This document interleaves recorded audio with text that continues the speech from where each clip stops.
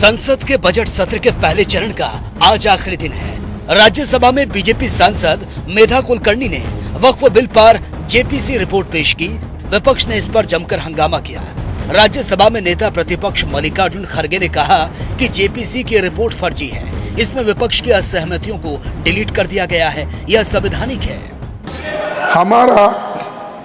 हमारा एक ही विषय है, जो वक्फ बोर्ड की जेपीसी की रिपोर्ट है, जिस रिपोर्ट में अनेक सदस्यों ने अपना डिसेंट नोट दिया है, वो नोट देने के बावजूद भी प्रोसीडिंग से निकालना और उन मेजॉरिटी मेंबर्स के व्यूज सिर्फ उसमें रखकर बुलडोज करना, ये ठीक नहीं है। ये कंडेमेबल है और एंटी डेमोक्रेसिक है, एंटी प्रोसीजर है। और दूसरी चीज नॉन स्टेक होल्डर्स बाहर से बुला के उनको जो होना, उन लोगों को खड़ा करके उनका स्टेटमेंट ले रहे। और जो इतने लोग पार्लियामेंट में जो भी डिसेंट नोट दिए हैं, क्या उसमें कोई एक पढ़ा लिखा नहीं है, कोई जानता नहीं है और वक्फ बोर्ड एक्ट को कोई पढ़ा नहीं है? मेरे को बड़ा ताजुब लग रहा है।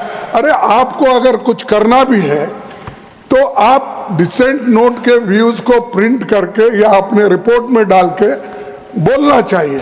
उसके बजाय उसको डिलीट करके अगर कोई रिपोर्ट होती है, मैं उसको कंडेम करता हूं। और ऐसे फर्जी रिपोर्ट को हम कभी नहीं मानेंगे, सदन कभी नहीं मानेगा।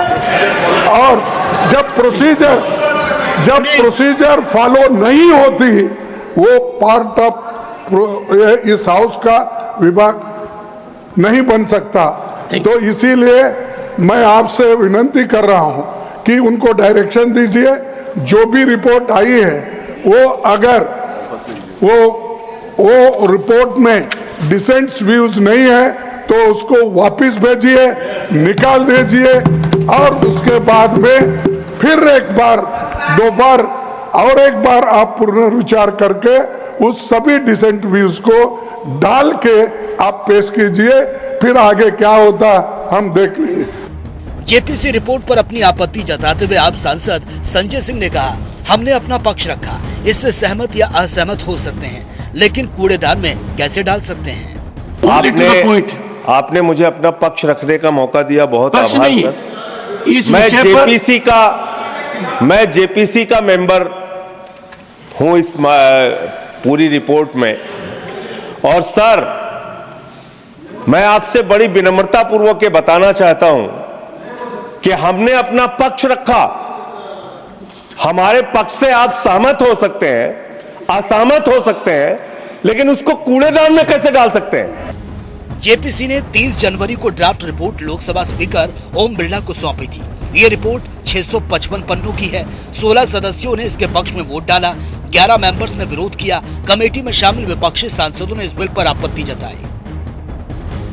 वक्फ बोर्ड कानून, नए विधेयक और पुराने वक्फ कानून में अंतर। पुराना कानून, नया बिल। पुराने कानून में एक सेक्शन 40 में रीजन टू बिलीव के तहत अगर वक्फ बोर्ड किसी प्रॉपर्टी पर दावा करता है तो जमीन पर दावा करने वाला सिर्फ ट्रिब्यूनल ही अपील कर सकता है। नए बिल के अनुसार जमीन पर दावा करने वाला ट्रिब्यूनल के अलावा रेवेन्यू कोर्ट, सिविल कोर्ट या हाई कोर्ट में अपील कर सकता है। पुराने कानून में वक्फ ट्रिब्यूनल का फैसला आखिरी माना जाता है, उसे चुनौती नहीं दी जा सकती। लेकिन नए बिल में अब वक्फ ट्रिब्यूनल के फैसले के खिलाफ हाई कोर्ट में अपील की जा सकेगी। पुराने कानून में किसी जमीन पर मस्जिद हो या उसका उपयोग इस्लामिक उद्देश्यों के लिए हो तो वो ऑटोमेटिक वक्फ की संपत्ति हो जाती है। जबकि नए बिल में जब तक किसी ने वक्फ को दान में जमीन न दी हो, उस पर भले ही मस्जिद बनी हो, पर वो वक्फ की संपत्ति नहीं होगी। पुराने कानून में वक्फ बोर्ड में महिला और बतौर सदस्य अन्य धर्म के लोग की एंट्री नहीं होगी। नए बिल में वक्फ बोर्ड में 2 महिलाओं और अन्य धर्म के 2 सदस्यों को ही एंट्री मिलेगी। राज्यसभा में वक्फ बोर्ड पर जेपीसी की रिपोर्ट पेश होने के बाद विपक्ष ने हंगामा किया, सदन से वॉकआउट कर दिया। इस पर जेपी नड्डा ने कहा कि विपक्ष अब वॉकआउट कर रहा है, ये सदन की कार्यवाही में शामिल नहीं होना चाहते। सदन की कार्यवाही के दौरान कुछ सदस्यों ने नियमों का उल्लंघन किया। सारी चर्चा में एक बात सामने आई कि विपक्ष का उद्देश्य चर्चा करना कतई नहीं था। विपक्ष का उद्देश्य राजनीतिक दृष्टिकोण से अपना पॉइंट स्कोर करने का था। ये दुखद बात है। संसदीय कार्य मंत्री ने स्पष्ट किया कि रिपोर्ट से किसी बात को डिलीट नहीं किया गया। ये तुष्टीकरण की राजनीति है। ये देश को कमजोर करने के लिए साजिश की गई है। कुछ लोग देश को तोड़ने की साजिश कर रहे हैं, कुछ लोग भारत देश के खिलाफ लड़ रहे हैं। विपक्ष ने वॉकआउट किया। सभापति जी, मैं कहना चाहता हूं, आज प्रातः से आपने पूरे तत्परता के साथ विपक्ष को पूरा मौका दिया और ये चाहा कि जो उनके बिंदु हैं या जो उनकी कंसर्न्स हैं वो सारे कंसर्न्स यहाँ पर चर्चा में आए। कुछ सदस्यों ने नियमों को तोड़ा भी, उस पर भी आपने बहुत दरिया दिल दिखाते हुए वो प्रयास किया कि उन पर कोई एक्शन न हो और उनको आपने वार्न किया। सारे चर्चा में एक बात ध्यान में आई कि विपक्ष का उद्देश्य चर्चा करना नहीं था। विपक्ष का उद्देश्य राजनीतिक दृष्टि से अपना पॉइंट स्कोर करने का था। यह बात स्पष्ट दिखती है और यह दुर्भाग्य की बात है, दुख की बात है कि जिसके बारे में पार्लियामेंट्री अफेयर्स मिनिस्टर ने बड़े स्पष्ट शब्दों में कहा कि कोई भी चीज का डिलीशन नहीं हुआ है, कोई भी चीज को डिलीट नहीं किया गया है, सब कुछ एनेक्सर में एज इट इज रखा गया है। कुछ लोग, some people are trying to fight against the Indian state, Bharat देश के खिलाफ लड़ रहे हैं। इसलिए यह विपक्ष की आज का वॉकआउट होना, यह ऑन रिकॉर्ड आना चाहिए कि यह देशद्रोही गतिविधियों को प्रोत्साहन देने का एक माध्यम है और उसका एक्सप्रेशन है। और कांग्रेस पार्टी और विपक्ष आज देश के जो लोग खंडित करना चाहते हैं, देश को कमजोर करना चाहते हैं, उनके हाथ मजबूत करने का काम कर रही है तो विपक्ष कर रही है। राज्यसभा की कार्यवाही एक बार स्थगित होने के बाद फिर से शुरू हुई तो सभापति जगदीप धनखड़ ने सदन में राष्ट्रपति के अभिभाषण पर धन्यवाद प्रस्ताव पारित करने को लेकर राष्ट्रपति का संदेश पढ़ा। इस दौरान भी विपक्ष का हंगामा जारी रहा। जेपीसी रिपोर्ट पर AIMIM प्रमुख असदुद्दीन ओवैसी ने कहा, मुझे मिलाकर 6 विपक्षी सांसदों ने लोकसभा स्पीकर से मुलाकात की। इसमें ए राजा, कल्याण बनर्जी, इमरान मसूद, मोहम्मद जावेद, गौरव गोगोई शामिल थे। हमने स्पीकर को बताया कि हमारे असहमति नोटों के कई पन्ने और पैराग्राफ जेपीसी रिपोर्ट से हटा दिए गए हैं। जो हमारे ऑनरेबल मेंबर्स ने भी कहा है ज्वाइंट वर्किंग कमेटी वक्फ के, मैं उससे एग्री करता हूं। एक बात आप समझिए कि ये वक्फ का जो बिल लाया जा रहा है, ये सिर्फ और सिर्फ ना सिर्फ अनकॉन्स्टिट्यूशनल है, fundamental rights article 14, article 15, article 29 का ग्रेव वायलेशन है। ये वक्फ को बचाने के लिए नहीं है, वक्फ को मुसलमानों से छीनने के लिए, बर्बाद करने के लिए ये बिल लाया जा रहा है।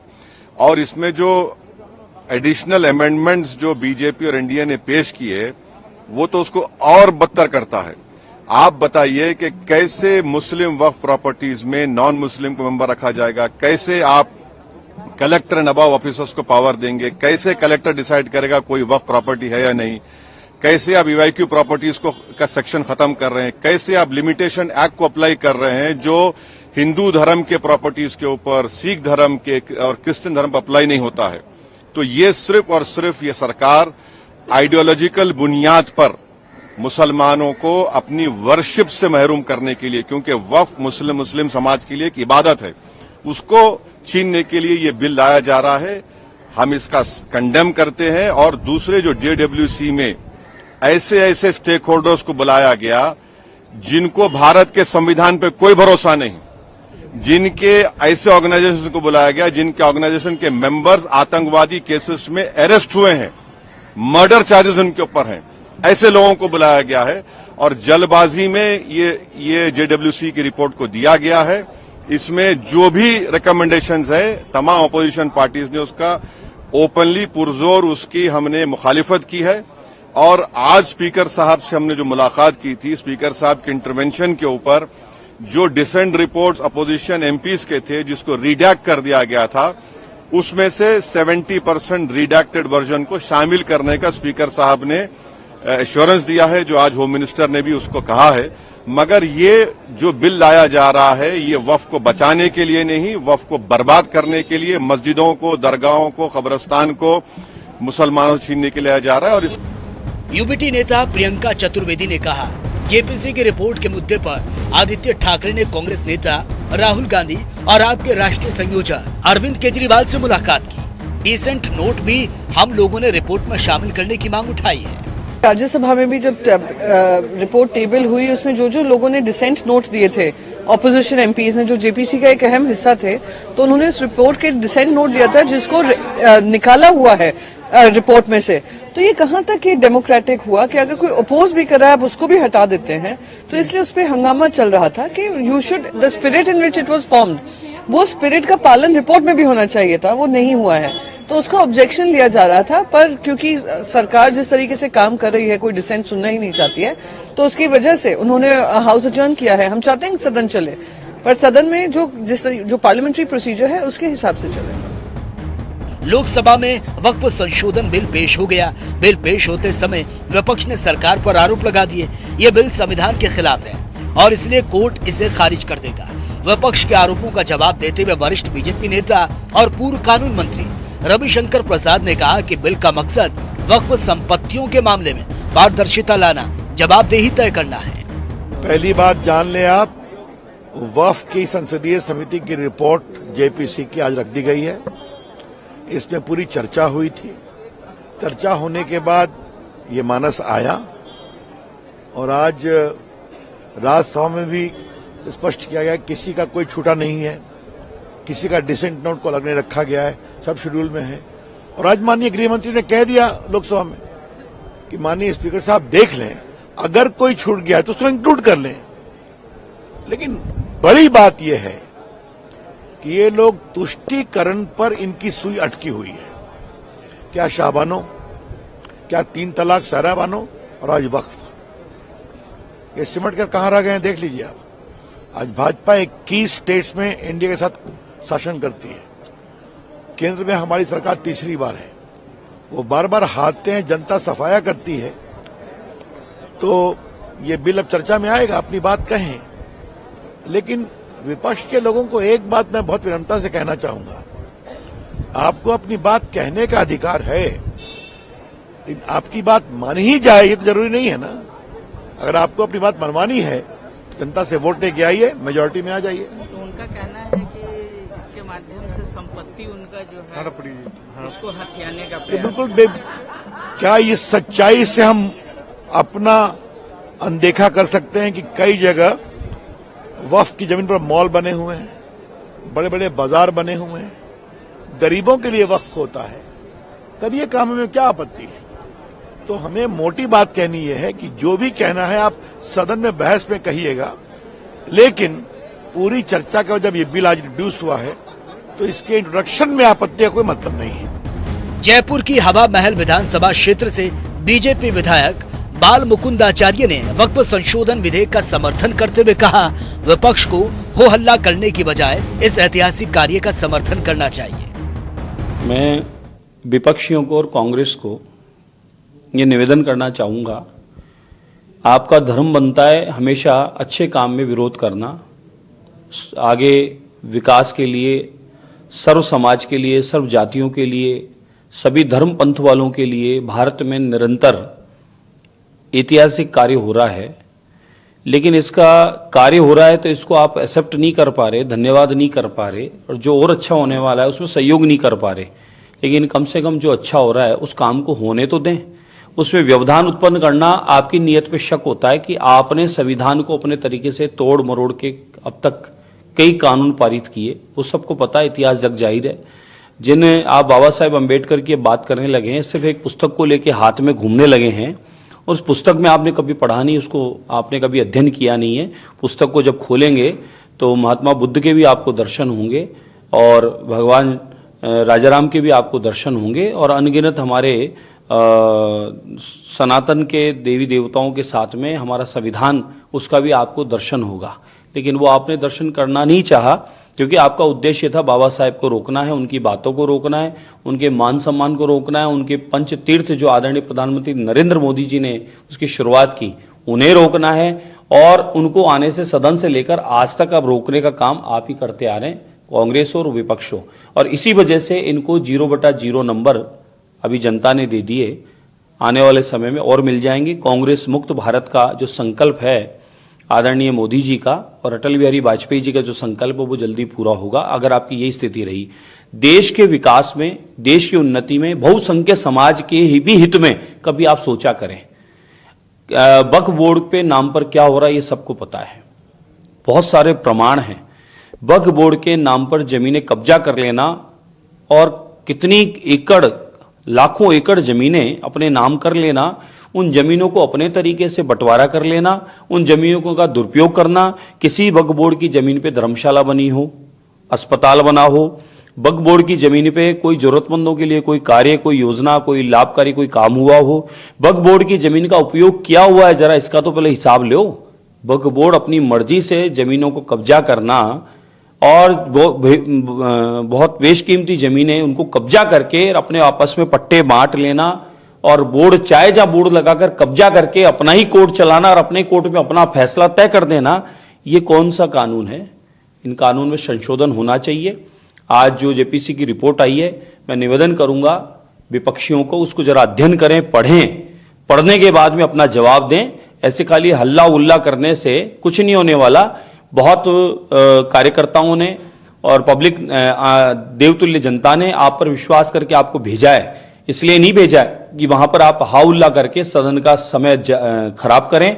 और जो एक अच्छा काम हो रहा है 2014 से, आप लोगों को अभी तक भी इस बात की अकल नहीं आई कि 2014 से निरंतर आदरणीय मोदी जी के कामों को सफलता, समर्थन मिलता आ रहा है और इस बात को पूरी देश नहीं अपितु पूरी दुनिया में इस बात को माना जा रहा है कि मोदी जी जो कहते हैं वो करते हैं और जो करते हैं वही कहते हैं। जेपीसी सदस्य मेधा कुलकर्णी ने कहा, हमारे जो मुस्लिम सांसद भाई आज यहाँ बोलते हैं और देश के मुस्लिम भाइयों को भड़काना चाहते हैं, उन्होंने खुद ने सुना है कि बहुत सारे हमारे भाई भी आए थे। उन्होंने कहा था कि आज तक हमें वक्फ की जमीन का कोई फायदा नहीं हुआ, किसी ने हमें ना शिक्षा के लिए मदद की, ना ही हॉस्पिटल के लिए मदद की, किसी ने कुछ नहीं किया।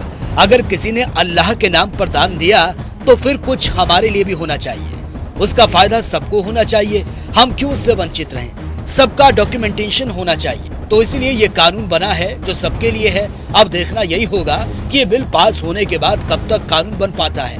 प्रोग्रामिंग डेस्क, जनता टीवी।